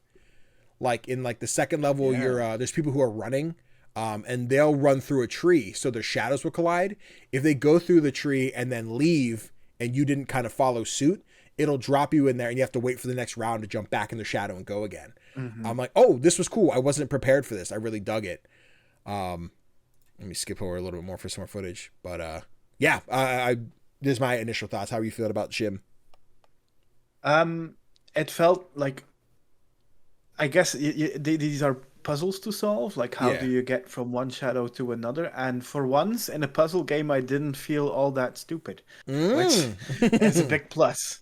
I also felt like gameplay was very forgiving. Yes. If your jumps weren't exactly to like within an inch of the shadow, it was just gonna drop you into the shadow. Yeah, I really liked that. Yeah. No, that was great. You also get like a little bit of a like forgiveness if you don't land in a shadow. I think you get like maybe it was like 2 seconds to move. Yeah. Because if you drop short, I think you get one jump max. You can't like jump through like 2 seconds. But if you drop short, you can then teleport back in the shadow and keep going, or you'll get teleported back to your last like safe spot. But like the footage that you can see now, if you're watching on YouTube, makes me wonder about this world, because we play as this shadowy creature. But for example, when he jumped underneath the cars, into the shadow beneath the cars, there were eyes there as well. So I'm wondering, is there going to be like interaction with other similar creatures? I hope, man. I really hope. Or what's going to happen? But like you said, for a playtest, this was incredibly short. Yeah. If this had been a demo, I would have been like, fine, it's a teaser, and it's a really good teaser. It works. I want to play more. But as a play, I just don't really get why you put this as a playtest. Yeah, it was, I think, I'd even argue to say 4 levels is too much. It's 3 levels where you basically start the 4th level, and then it's just like, thanks for playing. And I'm like, I say that not in the way of like, this is stupid, you should have given me more game to play. But like, I think it's also a good sign that like when the demo or playtest ends and you're like, shit, I want to keep going, you got a good game. Yeah. You have something great there. I I think the second level is probably where I struggled the most. I guess this is technically the second level, but the park level is when I struggled the most, because I struggled to pace myself with the kids running, the bikes, the runners, and then like getting into the lake with the ducks. I'll even just move the footage to that one. That's probably where I was like, I can't find my jump. Where do I got to go? I got to go here instead. But yeah, even after I beat it, I went back and I probably knocked the whole thing out in 5 minutes. I think I literally threw on in August the duck video about some woman talking to her dead husband who's a ghost or whatever. I'm like, cool, I'll just let this on and let autoplay do whatever. I finished this before the video ended. I'm like, oh shit, that I didn't expect to be so short. But yeah, it does end with being like, by the way, Steam Next Fest will be a bigger demo. I'm like, okay, all right, I'll be back. I'm gonna play more. Yeah, we will be back. But yeah, no. But it makes me wonder. It makes me wonder, like, if this is gonna be one of those games that's gonna be like really fun but a really short experience. Yeah, I don't know why I'm sitting in the shadow for so long. What the fuck did I do? There we go. Yeah, I hope they're indie. I always expect them to be short, but I always hope not too short. Like if I knock this out in an afternoon, you'd be like, oh man, I kind of wish it was a little bit longer. Because in a review I'm working on now, I mentioned like the value for your dollar, right? Where like I played a game, it's really fun, but it is really short. And if you spend the $20 and like 3 hours isn't worth your $20, then wait for it to go on sale. That being said, I'm like, I enjoyed it enough that it's worth my $20. Or assuming I get a key, fingers crossed, if we can get 2 keys for Schim, that'd be pretty lit. Or if you need me to say it right to get the keys, I'll do it. I'll take a language arts class. But no, I guess I chalk it up to like, this is a good rainy day afternoon game where it is. Absolutely. I'm at home. It's raining out. Not necessarily raining, but that energy to like, I'm not doing anything today. I'm at home. I'm relaxing. And I'm going to knock out this game. I think it's going to be great for that. I do hope it's a little bit longer. If I beat the game in 2 hours, I'm like, shit, I want more to play. And I got to wait for a Schim 2. But I'm hoping and praying it is longer than that. Yeah, I hope so. But we'll see.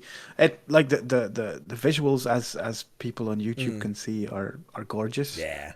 Very Haunty-esque. The monochromatic colors. Yeah.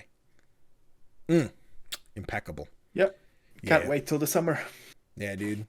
July 18th, because why do you put out the same day as Bow of the Teal Lotus? Because we can't just take the separate days. It's fine. I'm not mad. Timestamp.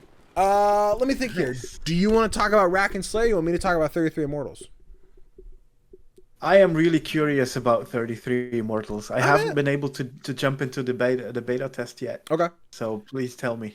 Bet. So anyone who's not familiar, 33 Immortals is a co-op roguelike adventure where you play in groups of 33 people. It is from Thunder Lotus, the guys who made Spiritfarer. So it's got a very similar art style. I went in, I think, misunderstanding how the 33 players was going to work. I was expecting like World of Warcraft raid party type deals. As somebody who doesn't play World of Warcraft. But the way it functions is, I think you can squad up with parties of 4. I've only played solo so far. But the world, I guess, exists in instances where you go in and there's already 32 other people in there. You're not necessarily with a squad. And how long you exist is how good you are at the game. So, like, if you're watching the YouTube one, again, we're saying that a lot this episode, this is kind of the hub world. You'll pick your weapon, upgrade runes and stuff like that. But once you get in, you'll see all the other people roaming around and trying to fight some of the bosses. The goal is to ascend, so you get to the final boss, then beat them. I've not gotten that far. I've died each time, probably after 5 or 6 encounters. It's a little maybe strenuous, I think, at the moment when it comes to playing. Because if I hop into a world, there's typically 5 or 6 portals that spawn. Each one of those can house 6 people at a time. I think 6 people. So if you go to a portal and there's 5 people and you're racing across the map to get there, and then Joe Schmo, who was sitting around gathering items, hops in before you, you ran all the way across the map to not be able to participate in that fight. And then so if that's the last one to spawn, it seems like there's some kind of world timer. Either I haven't seen it or it's like a hidden thing that eventually the stuff will just spawn back in. then there's 5 more doors. You can go fight the things. Once they're completed, get the next wave. The combat is fun. It's a little sluggish. I've gone with the dagger so far. That one's my personal favorite. It's fast, as well as it... Oh, this is where the game crashed on me. There's a point where I'm like, let me try the sword you can put on the training dummy. As I went to swing, the whole game just broke. It's just like, nope, we're done. Swords don't work here. But yeah, there's like a magical staff where you can throw spells. That one was the range a little funny. But the daggers is you hit, you build up this gauge, and as you dash into somebody, you like stun them. So I really like the daggers. I think that's my favorite one. There's like 12 pedestals, I think. So there's more weapons to come, but I think there's only 4 in the beta. I am not as in love with it as I hoped I would be, but I could definitely see with some polish, like I could lose a lot of hours to this one. Like here, I even just, I'll run it back a couple seconds here to kind of show the world that I was talking about, because the map pops up for a split second, Danny. There we go. So yeah, it's like if you're watching the YouTube one, sorry for Spotify, very visual episode. But you can see like all the gates around the map. There's like these little archways. At any given time, a bunch of those will light up, and you can go in there and you have an instance of combat. This tutorial kind of like you go through, learn how to fight, and then you get in one of these rooms and it kicks your ass to be like, yeah, you can't do this alone, brother. It's not going to happen. So then when you go to a gate, you join with 5 other people, you fight. We won, we succeeded. You get a chest, you leave, go find another door.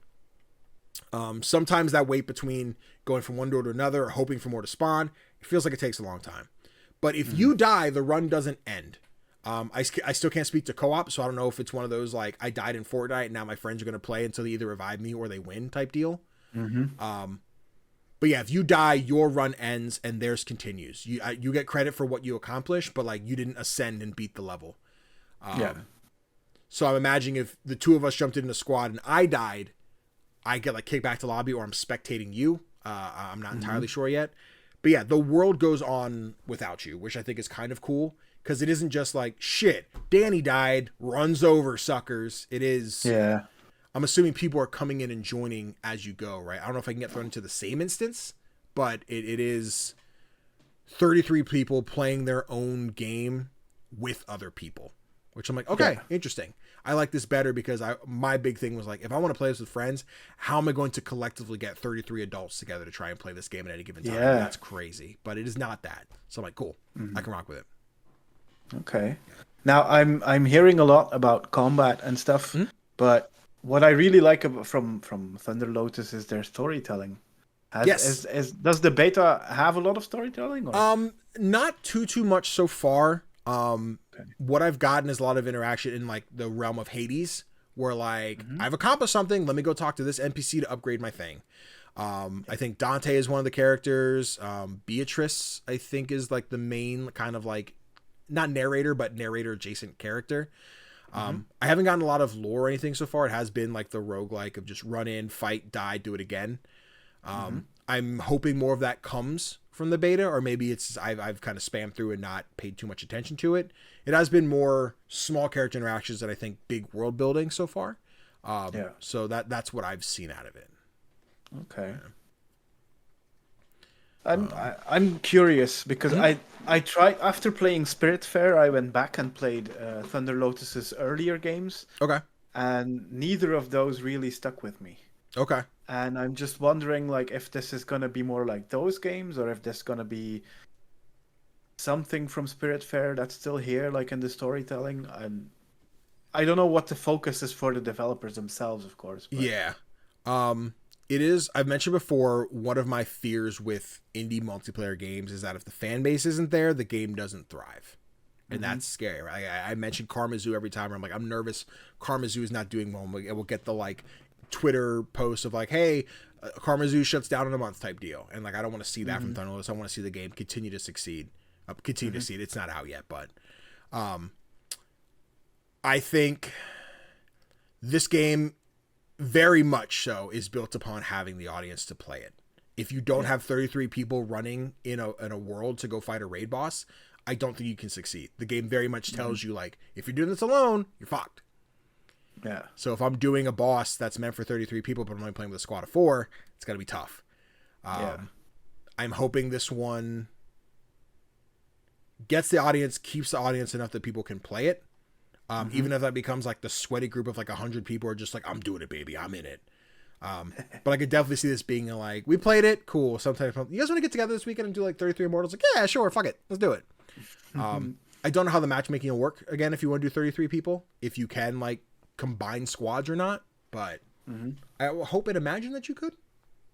We have to see. But yeah, like I said, I didn't love this. What I've played so far, the beta, as much as I think I would have hoped to. But I think if I get deep enough, I can see it having those Hades hooks of like, I can't stop, I want to play more. Yeah. And maybe I just have to play a little bit deeper to find that and get to a boss and be like, ah, shit, now it's there. Because if I think, it looks like it's like 3 major levels and each one decreases the amount of people you can have. I think it's 33 for the first one. Ooh. Tier 2 is 22 and then tier 3 is 11. Yeah. Again, not getting there. I don't know exactly how it functions, but it seems like it gets more challenging and you can have less people. But, or maybe it gets easier and you have less people. I don't know. But it's an interesting choice. And like, I think it's a brave decision that they went all in on this multiplayer game. Yeah. And I hope they succeed. And I'll try to get into the beta as well as soon as possible. But May has been hectic. Yeah, don't let me tell you. I'm going to tell you about that. What is Windows' new journey? I don't want Windows 11. Leave me alone. Remind me later. I closed the video. It just showed that. Like, what the fuck? I don't want this. But yeah.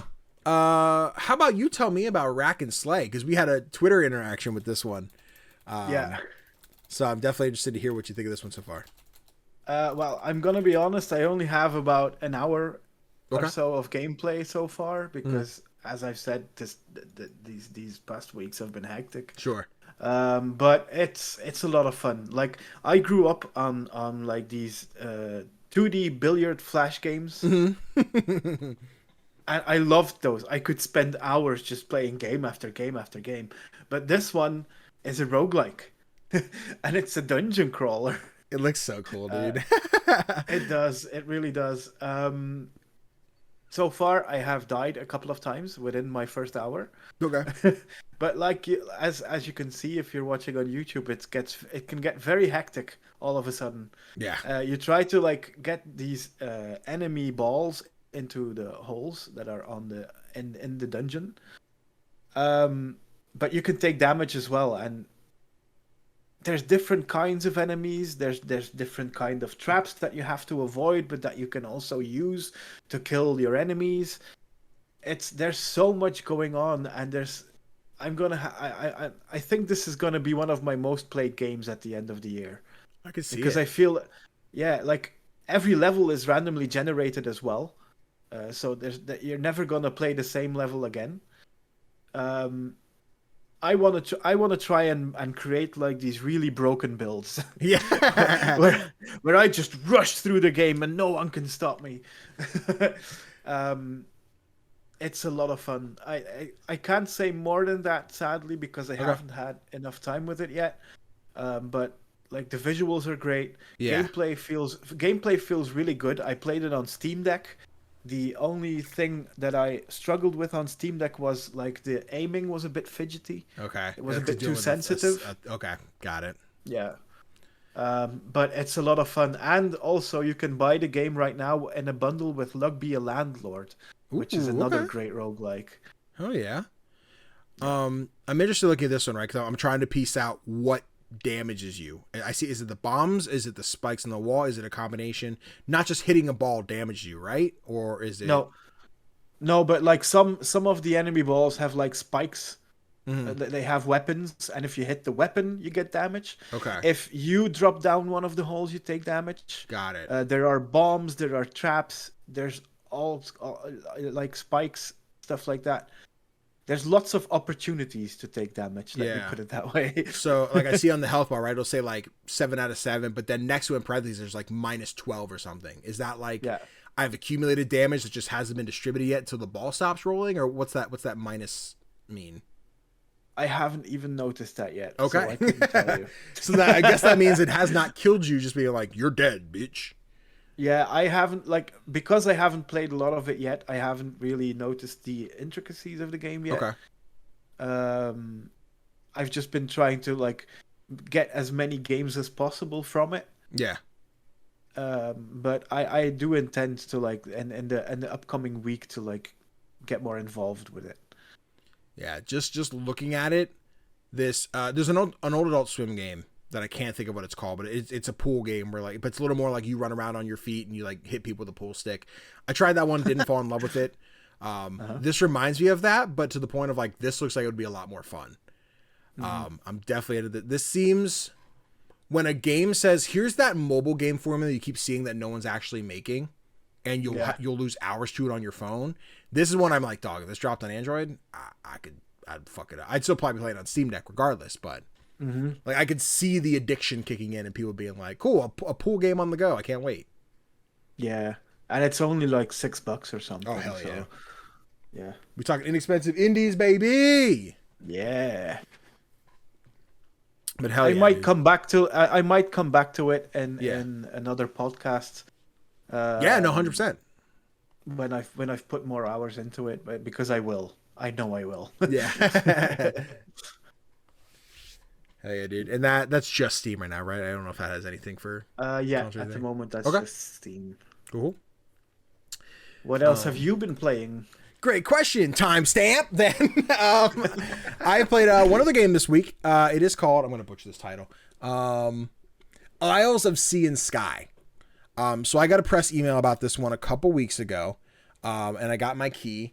The game's out. Again, also in case it wasn't clear, I got a key for this game. It is this.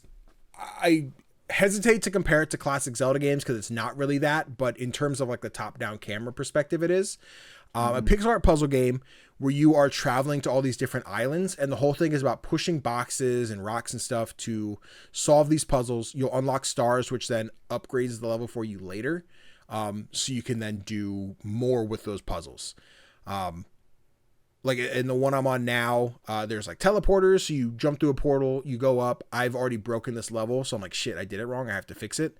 What you do is you push the chest into the portal, which you can then push into the hole. So you can climb across, hit the bell, which activates these different platforms. You can now grab a key.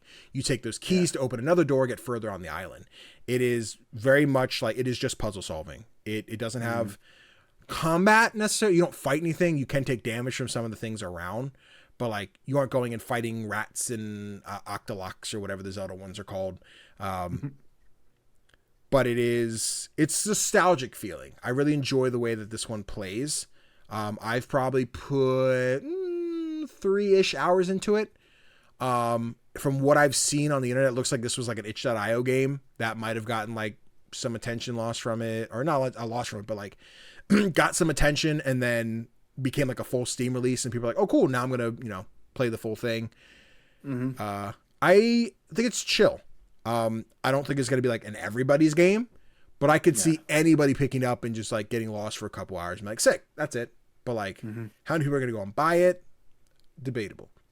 I think if this one dropped in like Game Pass or something, I could see a lot of people like diving in and losing time to it. The world's really cool. I've gotten to like the 3rd or 4th island, and now it's like a very like water-based level where there's like streams that are running, and you have these blocks of water. And if you push the block of water into the stream, whatever angle you push it from, it'll continue that path. So like if you have to push a block that can't get to somewhere because there's like a gap in the middle, if you push the water and the stream now runs over a hole, and then you push another block that pushes the platform, push the block, ding, ding, ding, ding, ding, and it'll go where you need it to. There's like gods that after you collect enough of these little orbs, they'll unlock another thing in the world. And these big stones turn into like golems. I'll see if I can find another clip of that later on. But now what these golems do is they don't fight, but they roll. So if you go up to one and push it, it'll roll down the lane that you're in until it either hits something that it can break, or it'll fall into a hole. If you have one where you like push the golem, this level doesn't have it. Like these guys down here, there's little dudes. If you push them, they'll just roll until they hit something, and then they'll bounce in, break the thing. So you can see now in this level, I got 3 keys that I can go to open another door on another island or wherever I choose to go. Okay. I haven't gotten this new golem on the current island that I'm at, so I don't know what they do. But it seems like each world unlocks a new like puzzle solving tool for you to be like, cool, I did a thing, nice. It's satisfying. It's just really satisfying to do. I think you might actually... Nope, I skipped it. Never mind. I was going to say, there might be a cool cutscene here. Nope, I walked past it. There's not too much more to say about it. It's simple. It's a puzzle game. If you like the nostalgic pixel art, it's fun. I definitely want to put more time into it. It might be a little bit of a back burner one at the moment as I get through some of the other things that I have coming out. But I definitely wanted to cover it. I might try and still make this into either a clip out from the TikTok or still do it like, so what is, fuck me, Isles of Sea and Sky? I keep going to call it Isles of Sea of Stars. And I'm like, that's not the game. That's not the game. But it's really cool. It's a fun one. I think if you like simple puzzle games, give it a shot. I can't say how long it is total. I also kind of suck at puzzles sometimes, so it's probably shorter than it's going to be for me because I'm like, I can't figure out where to go. But it's dope. Okay. Thank you for the key. Cool. Man. But that's what we've been playing this week. Yeah. We're at an hour and a half, so let's talk about what games, the timestamp, let's talk about what games are coming out this week. For indie releases from May 30th to June 5th, we have Scald Against the Black Priory. I've never seen that word in my life. I don't know what that means. That comes out today. Yeah, May 30th on PC. Humanity makes its way to Xbox, also on May 30th. That's a fun puzzle game. I don't know if you played that one at all. Yeah, cool. That's really cool. Humanity's dope. I have to go back and finish it. I think I have like 2 worlds left. Okay. Astro Blade the Monolith comes out today, May 30th on PC, Switch, Xbox, and PlayStation. Flathead comes out on May 30th as well for Steam. I forget what that one was. I looked it up. I'll keep going here while you do that. Tiny Terry's Turbo Trip comes out today on PC. Real quick reminder, I have some keys to give away, so I'll be streaming Tiny Terry's Turbo Trip. Say that 3 times fast. I'll be giving away 2 copies of that tonight while I'm streaming it over on twitch.tv/CGDannyB. If you're not seeing this on Thursday, you're too late. Someone else got them. You should be over there following with notifications on. Then you could have gotten a key. You could have tried to get a key. I only got 2. Or if not, you can pick up the game for yourself. I think they don't have it listed. I think it's like $17 maybe.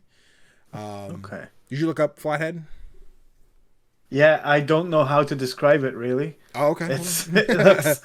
It looked like the description just reads over or under a simple game of gambling with your life. What the fuck? No, you're right. Hold on. I remember looking it up. I remember looking at this. But like, I don't know how to describe it.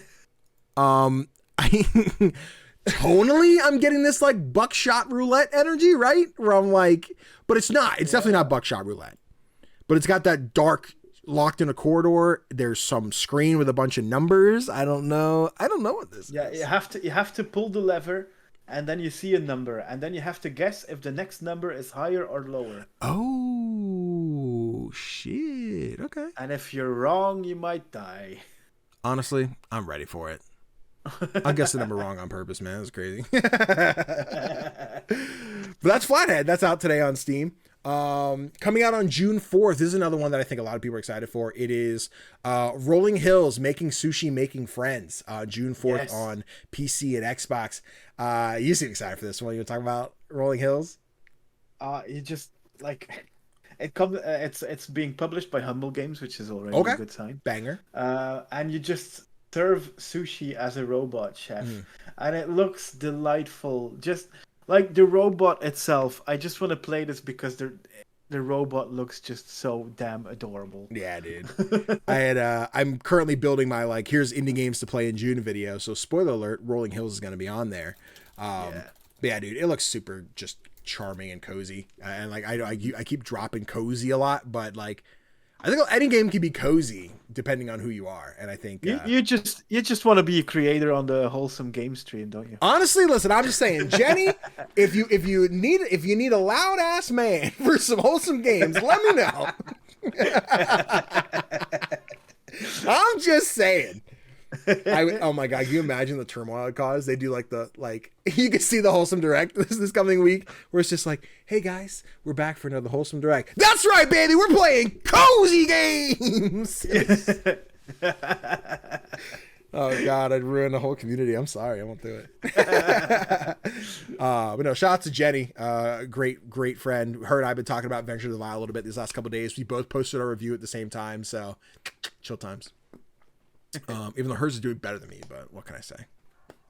Where were we? Anyway, Song of Silence also comes out on June 4th on PC and early access. That is like a turn-based strategy type game. Yeah. I remember seeing this at one of the showcases, and I love the art style. I don't think it's the gameplay for me. Deck building. Wait a second here. Hold on. I'm going to look at this together. PvP, isometric, turn-based fantasy, strategy RPG, strategy board game, PvE. Ooh, soundtrack. Nice. 2.5D.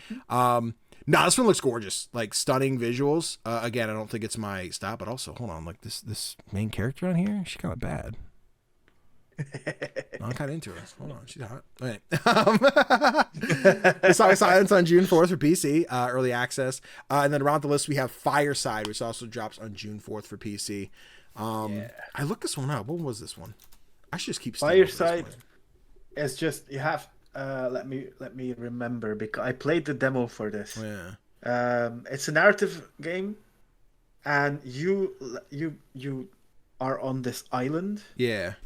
And you just trade items with people. Okay, I see it. It reminds me of help them and like let their story continue, and then that allows you to continue your own story. And it's like bringing the right item to the right person to continue everything. Yeah, this reminds me of Doki Doki Universe, not Doki Doki Literature Club, but different games. Doki Doki Universe came first. Very different. But yeah, it reminds me of that a lot. That one's a little more on like the black and white with splashes of color. This is a lot more colorful. I like this one a lot. Fireside looks cool. Yeah. But yeah, we got a bunch of games coming out in June. Like, luckily, I think for the last month, I've been like, dude, this, like, Jill's upcoming releases list has been like 2 titles for the last like 2 months. I'm like, please tell me something. But I know we have a bunch, so keep your eyes peeled for that one. That should hopefully be out on June 1st if I can get it done. Time's hard. But timestamp. To round out the episode, don't forget you can write into the show and tell us what your favorite indie game is. Just like this week, every noodle writes in to tell us that their favorite indie game is Stardew Valley. Why? Chimkins. That's all you need to know. That's all you need to know. Like, yeah. I know you've definitely put way more time into Stardew than I did. You already said you're like, I have like 2,000 hours in Stardew Valley. I think you said 200. It might not be 2,000 hours, but it's still a lot. Like my Steam, I think on Steam it sits at about 100 hours. But I bought this on my PlayStation Vita. Oh shit! Throwback. And like I lost entire nights of sleep to that game. Yeah, rip Vita. We loved you. Yeah, dude. I've tried a couple times, and I think I would definitely enjoy it. I think I would find more time in it, but I think it sounds weird. I don't want to sound like the hipster. It's just like, oh, everyone likes Stardew, but I think I find other Stardew likes that a little more catchy for me. Like I've barely put 3 hours into it, but Potion Permit definitely is a little more my speed. I've really enjoyed what I've played of that, and I just have to get back to play more of it. It's just long game equals when do I have time. So I have to kind of piecemeal it, but no, I appreciate and respect Stardew. I am very excited for Haunted Chocolatier. Is that right? Yeah. Whenever that drops, I think if I jump on the bandwagon when that comes out, I'll probably be far more invested in that than I was Stardew. But that one looks cool. I'm excited for the next game there. I do wonder when we're gonna get it, because the developer has returned to Stardew for some updates. What the hell? Let the game die. Never. Haunted Chocolatier. Anything new on there? Last update. I don't think so. December 25th, 2021. Okay, so we're a little behind on that one. All right, well, guys, we wait on indies. They take some time, so we'll get there. Yeah, it's gonna be worth it. Yeah. Like, if you just look at Stardew Valley, you know it's gonna be worth it. Yeah, the wait. If it has that same kind of addictive game loop, because that's what made me lose hours to it. Not the story, although the story is great. Yeah. But it's just the farming is just so much fun. Yeah, dude. My buddy Nerdstorm is posting a current Let's Play. Him and his wife are playing through it. So if you want to check it out, Nerdstorm92, you get a free plug. Nerdstorm, you owe me $20 for that advertisement. But I see people enjoy Stardew. I see people fall in love with it and like get invested in like, oh, I dated this person, I married this person rejected me. I got far enough in my first experience with it. Like I got to like the festival. Flower dance? Yes, that sounds right. I'm sorry, long episode. My throat's just like, Danny, shut the fuck up. But I got to that, and I guess I didn't interact with enough people, so like there was no one to really talk to me or hang out. I'm like, I tried. I guess I fucked up. But like I can see people getting invested and why people fall in love. I think like the same reasons I love things like Monster Prom, where I'm like, I met these characters, and even when they reject me, I still, please step on me, please. Some of y'all wild. Some of y'all wild for them Stardew characters. I don't quite get it. I don't get if Stardew's that kind of kinky, but listen. Listen, the most popular bachelor in the game is this guy who has an alcohol problem and who treats you like shit in the first year that you meet them. Oh no! And for some reason, 90% of the Stardew player base is like, I can fix him. Guys, we can do better. We can do better. We don't have to do this. What's this guy's name? Shane. We can do better than Shane. We don't got to do that. Come on now. But the thing is, when he does get better, he's like all about the chimkins. Oh, you know what? Honestly, I get it. Noodle, you banging Shane? You can tell us in the comments. You can tell us. But yes, let us know in the comments below what your experience is with Stardew Valley. And with that, timestamp. We are about to wrap up this episode, guys. Thank you so much for joining us for an episode of Playlog. Once again, let us know in the comments what you thought of the show. What games are you most looking forward to in the rest of 2024? How do you feel about Stardew Valley? Any of those upcoming games you want to pick up? I gave you a lot of things to write about. You could choose one or all of them. Live your life. Tofr, if the little scrubby dub know me boys and girls and gals and non-binary pals and whatnot, I worked that together, wanted to come find you on the internet, where would they go? They would find me as Play Nice Kids, either with dots or underscores between the words. It's a test. I like the idea that they actually just put play with either dots or underscores, nice with either dots or underscores, like as a whole thing. You have a long ass title. Maybe I should change my name to that. Listen, I'm saying if there's a market there, it's probably really bad for SEO. But also, it might be really good for SEO, because who else has that? Yeah. I don't think so. Exactly. And of course, you can find me on all the socials at CGDannyB, Twitter, Instagram, Twitch, YouTube. Hang out there, subscribe, like, comment, all those fun things. If you enjoyed the episode, please leave us a like on the video. And if you're on podcast, audio services, etc., leave that 5-star review. It helps so much. And like I said last week, I know what you're thinking. He's not talking to me. I fucking am. I'm talking to you. Yes, you. You just pulled up your phone like, shit, was it? Yes, you. Finish the podcast, leave the 5-star review. Then you don't have to do it anymore. Anytime I say this, you can just drown me out. You'd be like, shit, I'm done. I did it. Then you're done. Not that hard. Just do it. Thank you. Appreciate it. But with that, we are done with Playlog. Thank you so much for watching. Tofr, thank you again for joining me. Thank you. You're welcome. Bye. Bye.